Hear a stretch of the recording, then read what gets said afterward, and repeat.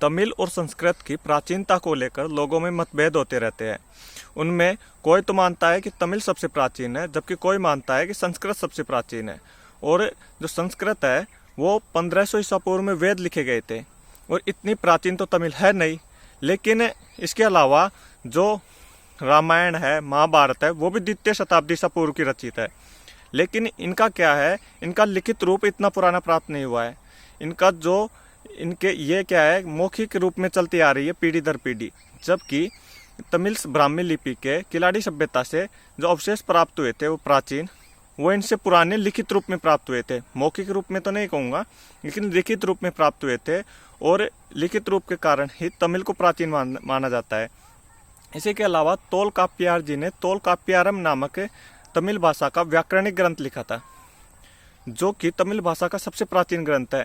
क्योंकि किलाड़ी सभ्यता से जो बर्तन पाए गए थे उसमें तमिल ब्राह्मी लिपि के केवल अक्षर पाए गए थे, वहाँ पर कोई ग्रंथ नहीं था। जबकि ग्रंथ है वो तोलकाप्पियारम ही है।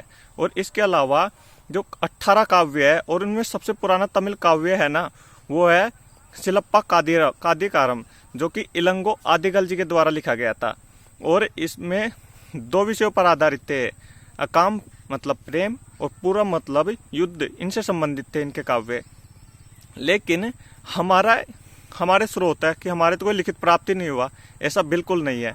गोसुंडी अभिलेख है, और इसके अलावा जो कि राजस्थान का सबसे प्राचीन है। जबकि इसके अलावा हेलियोडोरस का भागवत अभिलेख है, जो भी दोनों ही है, ये द्वितीय शताब्दी ईसा पूर्व के है, और दोनों ही संस्कृत भाषा में रचित है। इसी के अलावा हमारे देश में सबसे पहले शिलालेखों को प्रचलन करने का कार्य किया था वो सम्राट अशोक जी ने किया था।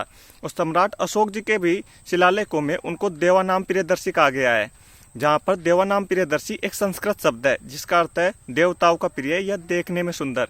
और इसी के अलावा इससे भी पहले जब महात्मा बुद्ध जी का जन्म हुआ था, तो महात्मा बुद्ध जी ने अपने उपदेश दिए थे वो पाली भाषा में दिए थे। और पाली भाषा है वो प्राकृत भाषा की एक शाखा थी, और पाली भाषा का संस्कृत भाषा से बहुत गहरा संबंध रहा है। तो इससे भी आप समझ सकते हो कि संस्कृत भाषा है वो कितनी प्राचीन है।